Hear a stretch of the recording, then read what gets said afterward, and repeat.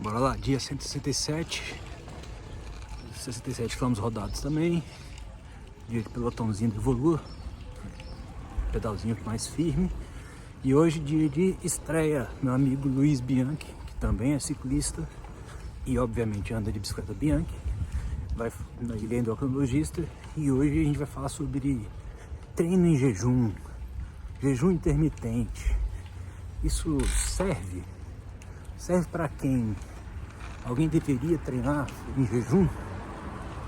E aí eu vou deixar quem entende do assunto e estudou isso de verdade e com estudos sérios falar. Agora é contigo, doutor Luiz Bianchi, e obrigado pela força aí com conteúdo baseado em evidência científica. Valeu! Fala aí, pessoal, Luiz Bianchi aqui, eu sou médico endocrinologista, ciclista e pau de rato. Uma das minhas áreas de interesse é, além da endocrinologia, é a fisiologia do exercício, do esporte. Então é uma coisa que eu estudo bastante e depois que eu entrei para o ciclismo uns anos atrás, eu passei a estudar muito mais coisa nesse sentido. O Brunão me chamou para a gente conversar um pouquinho sobre a influência do jejum no treinamento, ou seja, o treino em jejum, porque acho que muita gente treina em jejum para tentar otimizar a perda de gordura, ou às vezes até otimizar a performance durante a prática do exercício aeróbico, e falar um pouquinho também do jejum intermitente como estratégia de perda de peso, porque a gente sabe que no ciclismo o que manda é relação watt por quilo. Se tem mais watts e a gente pesa menos, a gente vai andar mais depressa. Então assim, para a gente começar, a gente tem que entender um pouquinho da fisiologia do exercício em relação a que tipo de substrato energético, ou seja, o que a gente usa para produzir energia em cada tipo de treinamento. Então, quando a gente está falando de treinamento aeróbico, a gente está querendo dizer que o nosso corpo está produzindo energia para aquele exercício sem gastar carboidrato, praticamente, ou gastando muito pouco carboidrato, que é a glicose do sangue, e o glicogênio muscular. E o que está sendo utilizado é gordura, e essa gordura está sendo oxidada usando a respiração aeróbica, que é o processo metabólico no que a gente usa o oxigênio e vai queimando a gordura e liberando energia. E isso tem uma característica importante: o metabolismo aeróbico consegue liberar energia por longos períodos de tempo, mas numa quantidade limitada. Então a gente está no metabolismo aeróbico quando a gente está abaixo do tal do limiar de lactato, que é aquela intensidade que a gente começa a fazer mais força e queimar carboidrato. Nessa hora que a gente começa a queimar carboidrato, é outro processo energético, é um processo chamado de fermentação anaeróbica, que não usa oxigênio, e essa queima de carboidrato pela fermentação anaeróbica libera muito mais energia por unidade de tempo.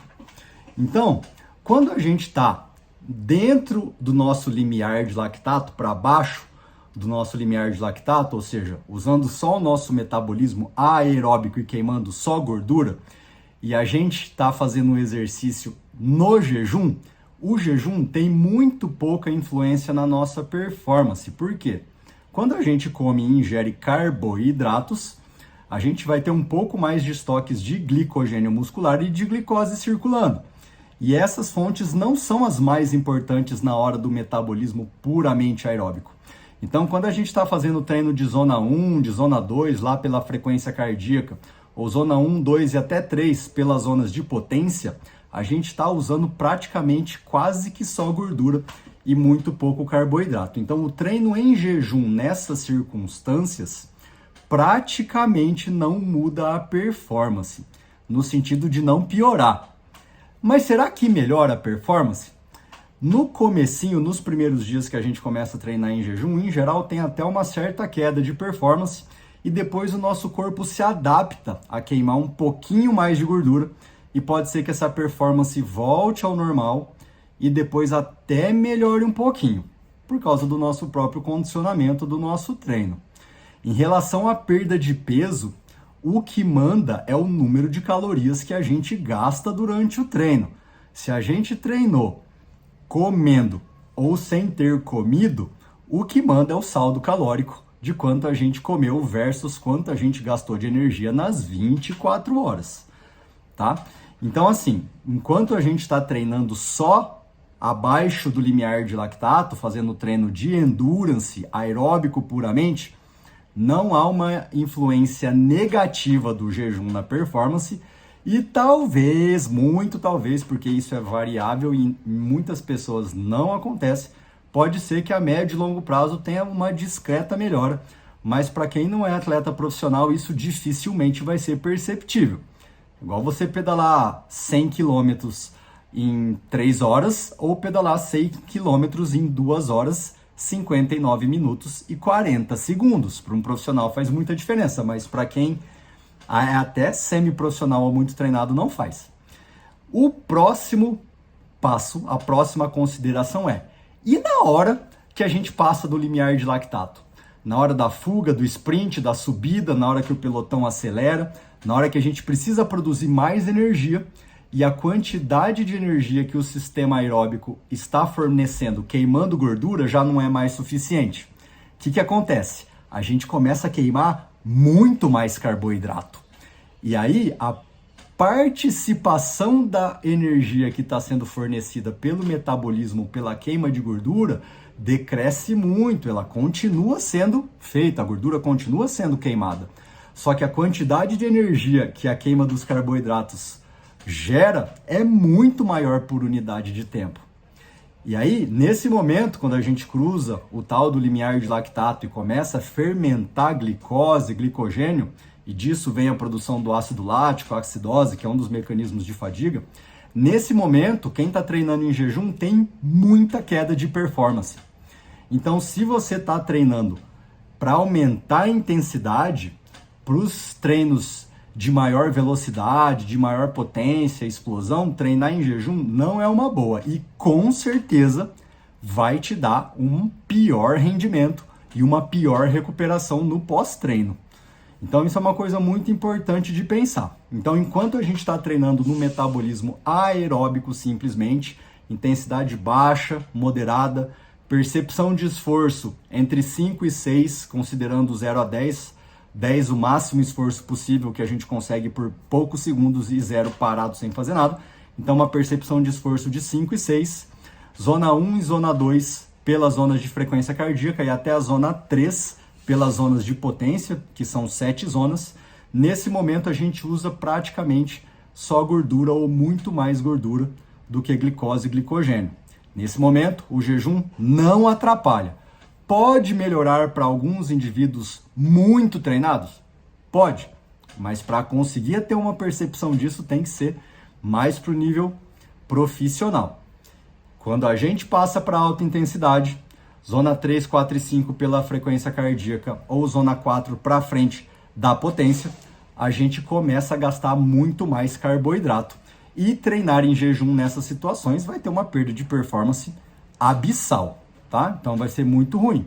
Outra coisa que é fácil de todo mundo aí notar é que durante a prática do treino, especialmente quando é treino de mais de 1 hora, se você consome gelzinho, banana, ingere carboidrato, isso retarda a sua fadiga. Então, o consumo de carboidrato durante o exercício prolongado manda mais energia para ser gasta durante aquele exercício e a gente consegue treinar por mais tempo, treinar melhor, consegue manter a intensidade por mais tempo. Em relação a jejum intermitente, então o jejum intermitente é uma estratégia de perda de peso, em que a gente só come durante uma janela alimentar, um número determinado de horas, por exemplo, das 8 da manhã às 4 da tarde, ou do meio-dia às 18 horas, enfim, tem muitos protocolos, e no resto do tempo a gente passa sem comer. 10, 12, 14, 18 horas, enfim. O jejum intermitente já foi exaustivamente estudado para dieta de perda de peso. Isso eu já posso falar para vocês com muito mais segurança e muito mais estudos científicos embasando até do que em relação ao treinamento em jejum. Que é, o jejum intermitente é uma estratégia de perda de peso como qualquer outra. Se ela serve para você, ok, pode usar. Mas se ela não serve, ela não é superior em nada a comer de 3 em 3 horas, ou a comer 3 vezes por dia, ou a comer 2 vezes por dia, ou a comer a cada 2 horas.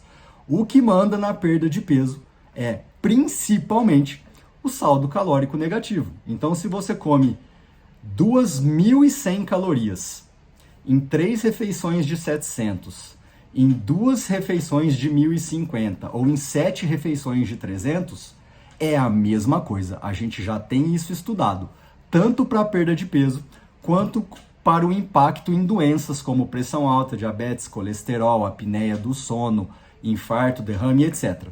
Qual é a peculiaridade do jejum intermitente nesse sentido?